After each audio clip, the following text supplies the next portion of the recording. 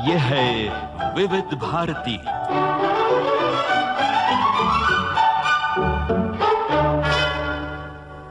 नाट्य तरंग। आइए सुने महाकवि कालिदास लिखित मूल संस्कृत नाटक अभिज्ञान शाकुंतलम का हिंदी रेडियो नाट्य रूपांतर शकुंतला। रूपांतरकार और प्रस्तुतकर्ता हैं राजेश रेड्डी।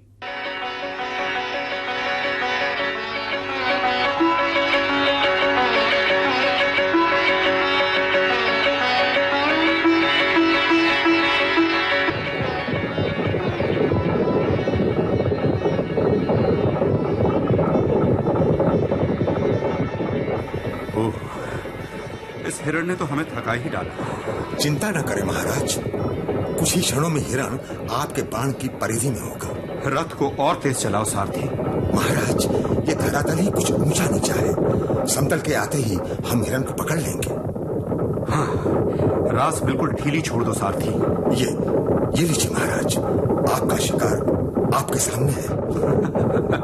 अब इस हिरण के प्राण मेरे बाण से बच नहीं सकते। ये आंखें वर्षों से आपके धनुष कौशल की साक्षी रही है महाराज। तो आज एक बार और देखो इस कौशल को। ये नहीं राजन, नहीं, ये आश्रम का हिरण है, इसे मत मारिए। दया कीजिए इस पर राजन, इस पर दया कीजिए। अरे ये कौन लोग हैं? ये आश्रम के तपस्वी हैं महाराज। रथ को रोको सारथी।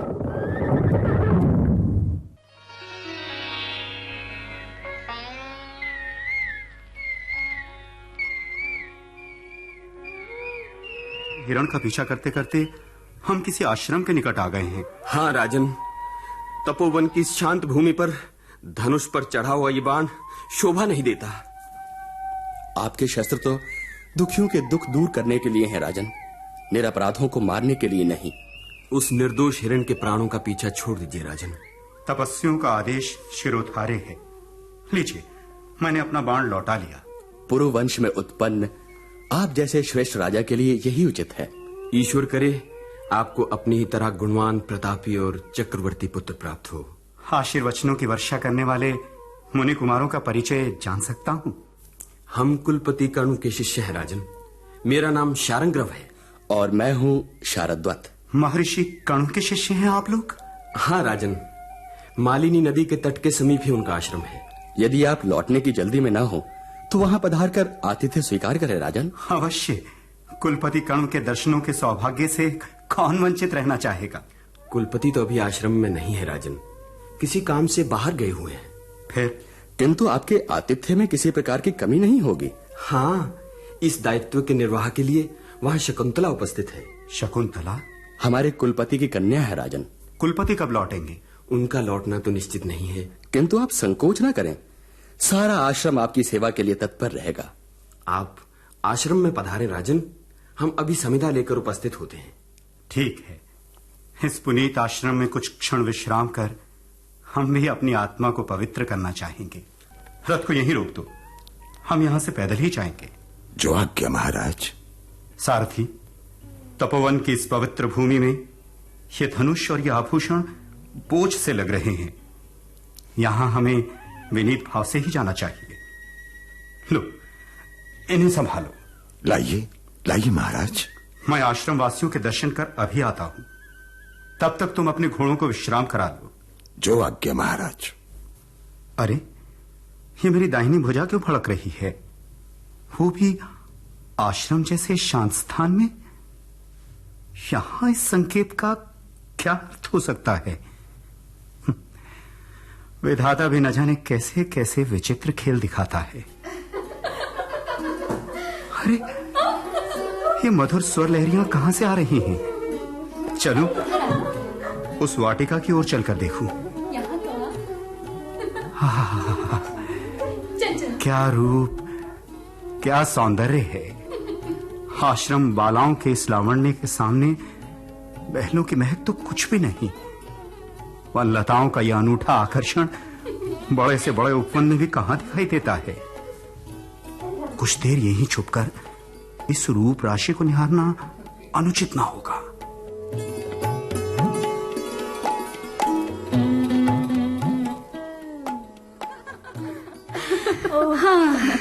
प्रियंवदा, इस वाटिका के वृक्षों को तो हमने सींच लिया। चलो चलो अब उधर की लताओं की प्यास बुझाएं। ऐसी भी क्या जल्दी है शकुंतले, इतना काम किया है, कुछ देर विश्राम ही कर ले। प्रियंवदा ठीक ही कहती है शकुंतला। तुम दोनों को तो हर समय विश्राम ही सूझता है। अरे समय पर पानी ना मिले तो लताएं रूठ जाएंगी। लताएं भी रूठती हैं क्या? हाँ, अगर उन्हें आत्मीय की तरह पाला जाए तो रूठती भी है और प्रसन्न भी होती है। समझी? मैं तो कुछ और ही समझी हूँ। क्या समझी है तू? यही कि पिता कण्व तुझसे भी अधिक इन पेड़ पौधों को चाहते हैं। वो कैसे? तभी तो तुझ जैसी कोमल कन्या से इनकी सेवा करवा रहे हैं।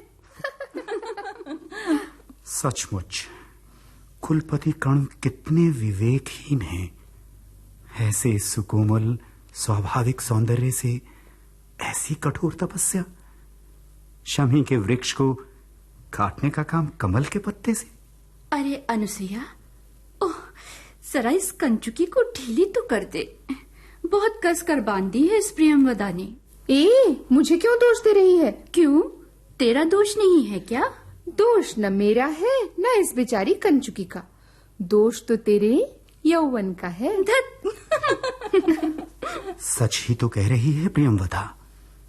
नए पल्लव की लालिमा लिए हुए आकर्षक अधर, सुंदर शाखाओं से सजी सुकोमल बाहें, पूर्ण पके हुए फल की गरिमा से युक्त उन्मत्त अंग अंग में समाया हुआ यौवन।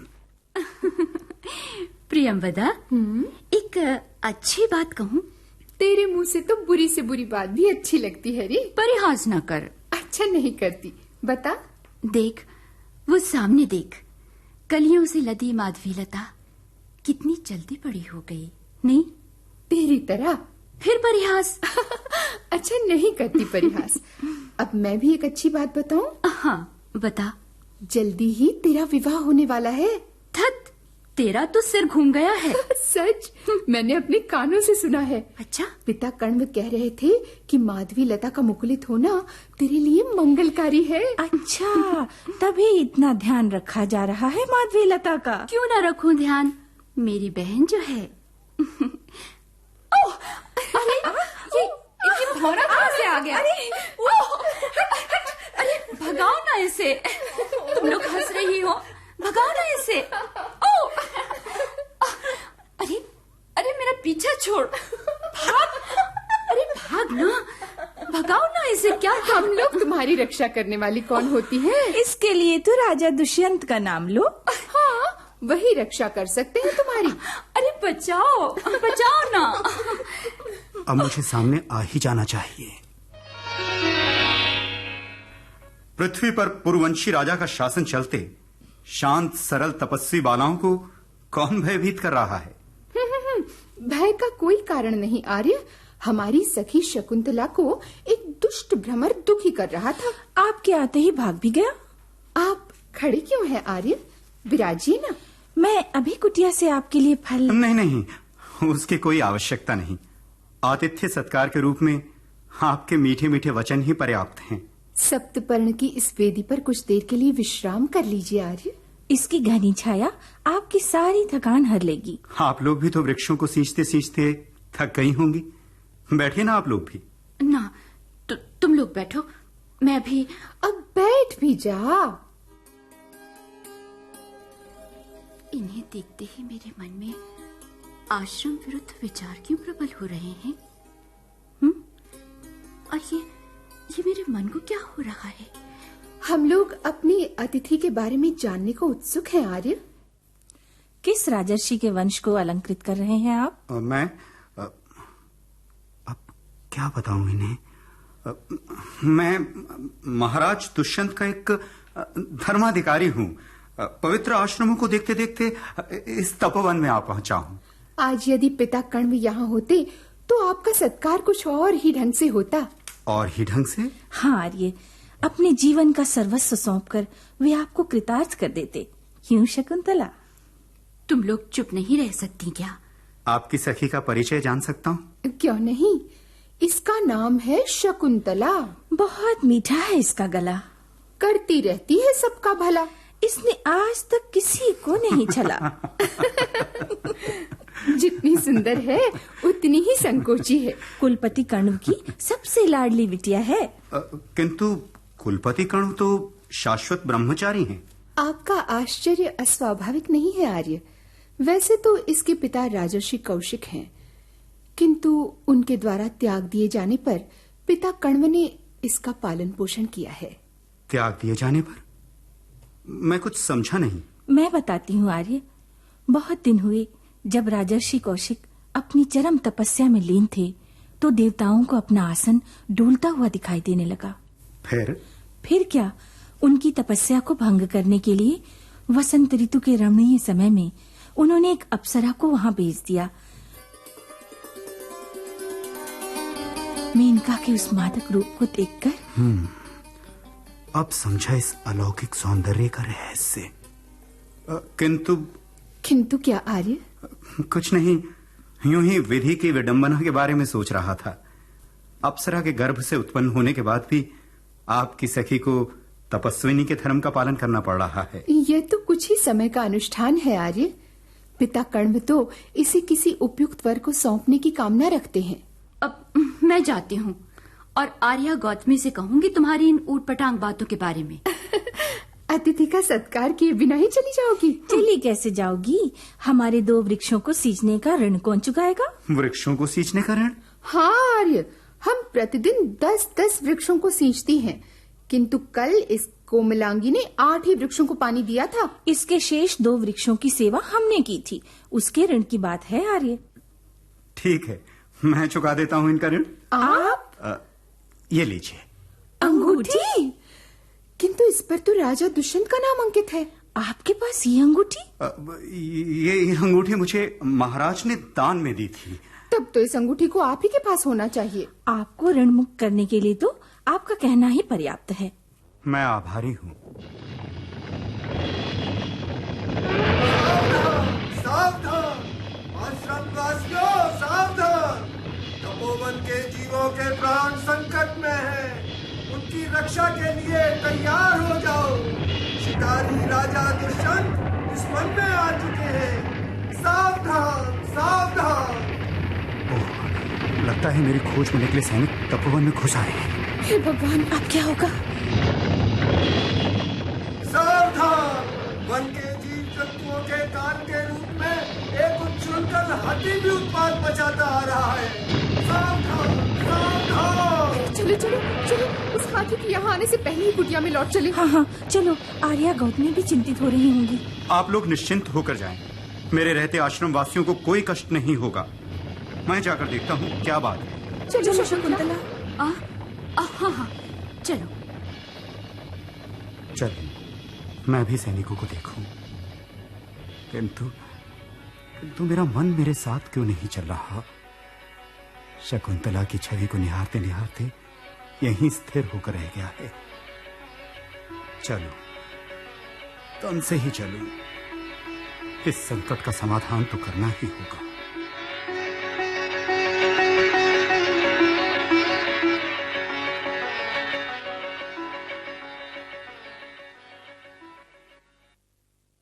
हे भगवान, मैं तो दुखी हो गया इस जीवन से। न दिन को चैन, न रात को नींद, बस घूमना घूमना और घूमना। दिन भर तीखी तेज दोपहरी में मारे मारे फिरो। प्यास लगने पर पहाड़ी नदियों का सड़ा हुआ पानी पियो।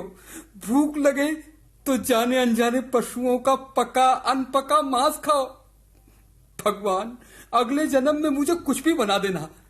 गधा, घोड़ा, बैल, मक्खी, मच्छर, कुछ भी बना देना, किंतु किसी शिकारी राजा का मित्र मत बनाना। और अब तो करेले पर नीम भी चढ़ गया है। शिकार करते करते राजा स्वयं शिकार हो गया है।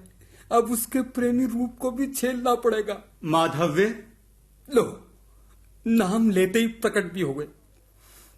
चलो मित्र माधव्य, फिर किसी नए जंगल में भटकने के लिए तैयार हो जाओ। माधव्य, अरे इस तरह मुंह क्यों लटका कर बैठे हो? वाह, क्या भंगिमा है। आंखें फोड़कर पूछा जा रहा है कि आंसू क्यों बह रहे हैं। ये तुम क्या कह रहे हो माधव्य? तुम कैसे समझोगे? अच्छा भला राजकार्य और वैभव विलास छोड़कर बहेलिया जो बन गए हो। हाँ माधव्य, बहेलिये का ये रूप तो अब मुझे भी अच्छा नहीं लग रहा।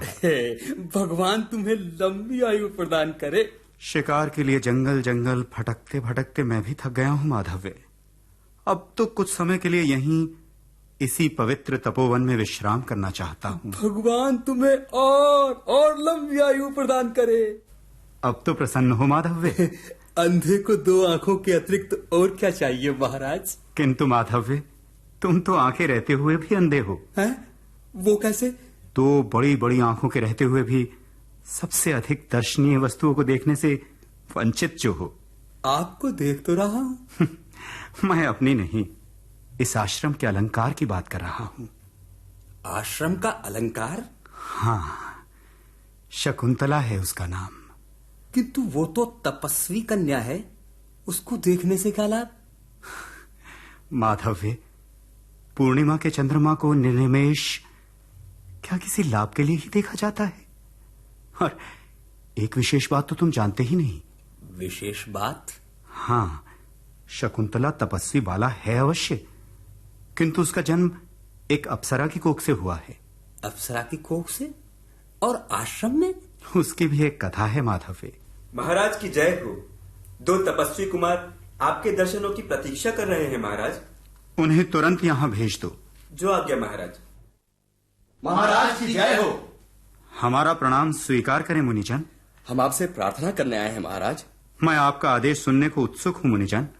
आप तो जानते ही हैं आर्य कि कुलपति कण्व इस समय यहाँ नहीं है। उनकी अनुपस्थिति का लाभ उठाकर राक्षस हमारे यज्ञ में बाधा उत्पन्न कर रहे हैं आर्य। अब आप ही इस आश्रम को आतंक से मुक्ति दिला सकते हैं आर्य। आप लोग चिंता ना करें। रेवतक, आज्ञा महाराज। सारथी से कहो कि धनुष बाण सहित रथ को यहाँ ले आए। जो आज्ञा महाराज। आप लोग निश्चिंत होकर पधारें, मैं अभी आता हूँ। आर्य की जय हो। महाराज की जय हो। राजधानी से एक दूत आया है महाराज। राजधानी से? वहां सब कुशल तो है? वहां सब कुशल मंगल है महाराज। माता ने आपके नाम एक संदेश भिजवाया है। माता ने भिजवाया है? उसे तुरंत यहां भेजो रेवतक। जो आज्ञा महाराज।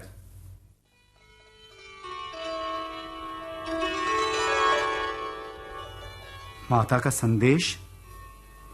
महाराज की जय हो। क्या आदेश है माता का? आज से 4 दिन बाद पुत्र पिंड पालन नाम का उपवास होना है महाराज। माता उस दिन आपकी उपस्थिति की आशा रखती हैं महाराज।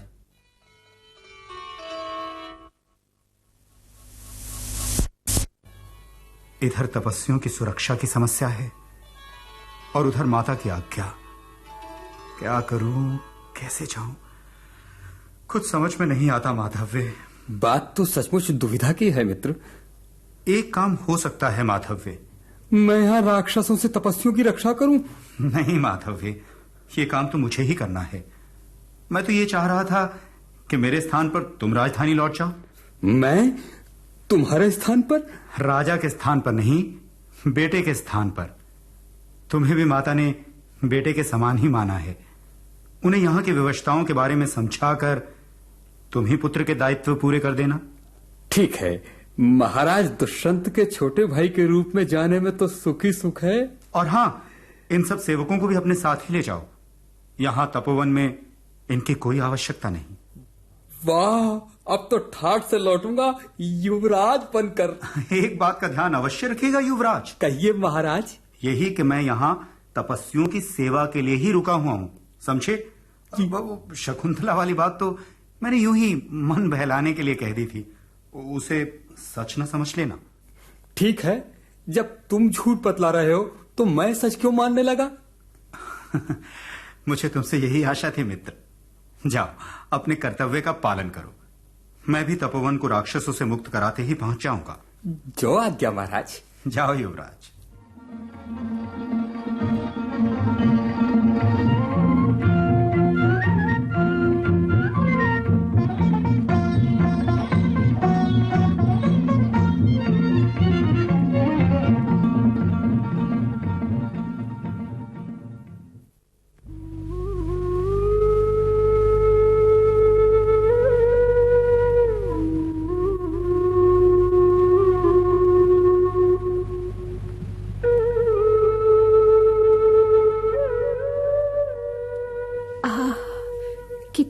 प्यारी पवन चल रही है। अब तो कुछ आराम मिल रहा होगा शकुंतला। क्या क्या कह रही हो अनसुया? प्रियंवदा, मुझे तो स्थिति कुछ गंभीर दिखाई देती है। हाँ अनसुया, मुझे भी यही चिंता है। जब से उस राजर्षि के दर्शन हुए हैं तब से। तेरी आशंका बिल्कुल ठीक है प्रियंवदा, तभी से इसकी ये दशा हो गई है। इसी से पूछकर देखें? हाँ, यही उचित रहेगा। शकुंतला, एक बात पूछूं? पूछो, क्या पूछना चाहती हो? अपनी अस्वस्थता का कारण तुम स्वयं जानती हो? कारण तो जानती हूँ प्रेमवदा, किंतु उपचार नहीं। उपचार है क्यों नहीं? तुम बताओ तो। इस तरह दिन रात घुलते रहने से तो उपचार नहीं होगा। जानकर भी क्या करोगी सखी? कष्ट ही होगा तुम लोगों को। अपने लोगों में दुख बांटने से सहना सरल हो जाता है शकुंतला। हाँ शकुंतला, संभव है हम कुछ सहायता कर सकें।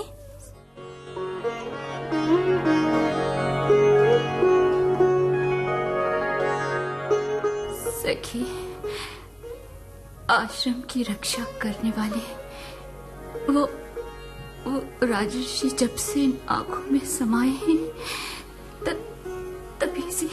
हमारा अनुमान सही है प्रियंवदा। उनकी कृपा ही मेरे शरीर में प्राणों का संचार कर सकती है। तुम्हारी कामना तुम्हारे गौरव के अनुरूप ही है शकुंतला। समुद्र को छोड़कर महानदी और कहाँ मिल सकती है? मिलन की कामना तो प्रबलतम होती जा रही है सखी, किंतु कुछ उपाय नहीं सूझता।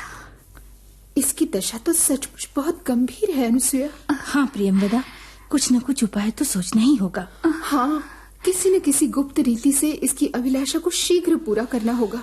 गुप्त रीति ही कुछ कठिन है प्रियंवदा, शीघ्र तो बहुत सरल है। वो कैसे? स्वयं राजर्षि भी शकुंतला की ओर कम आकर्षित नहीं है। हाँ ही, पिछले कई दिनों से वो भी खोए खोए से दिखाई देते हैं। मुझे एक उपाय सूझा है। क्या? ऐसा करते हैं कि इसके लिए हम लोग कामलिपि में एक प्रेम पत्र तैयार करते हैं। फिर उसे फूलों में छिपाकर देव पूजा के बहाने से उस राजर्षि तक पहुंचा देंगे। मुझे तो उपाय बहुत अच्छा लग रहा है अनुसुया। एक बार इस शकुंतला से भी पूछ लो। क्यों शकुंतला, हमारे उपाय से सहमत तो हो? अपनी प्रिय सखियों से असहमत हो सकती हूँ भला? तो ठीक है, अपनी अस्वस्थता को आधार बनाकर तुरंत एक सुललित गीत की रचना करो। सुललित गीत? वो तो मैं लिख दूंगी, किंतु क्या शकुंतला? कहीं उन्होंने मेरा तिरस्कार कर दिया तो? अपने गुणों का अपमान क्यों कर रही हो शकुंतला? कौन होगा जो चंद्रमा की शीतल चांदनी को छत्र लगाकर रोकना चाहेगा? ठीक है, जब तुम लोग इतना आश्वस्त कर रही हो तो मैं प्रयत्न करती हूँ।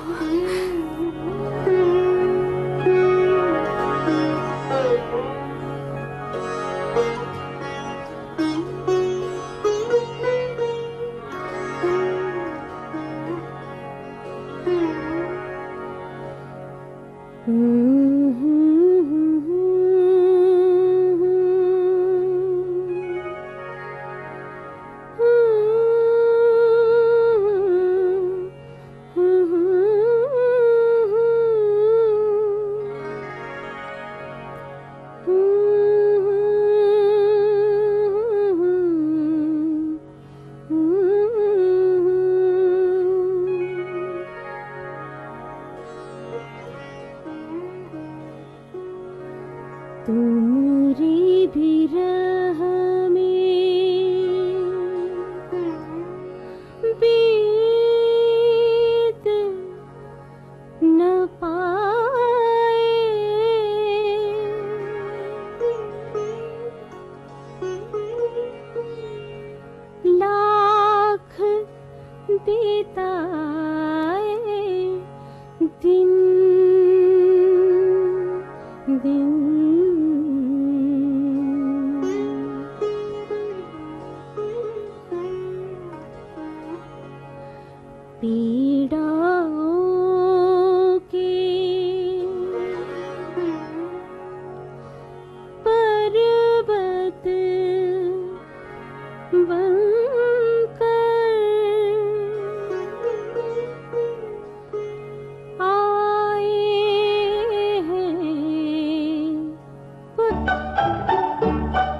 है विविध भारती।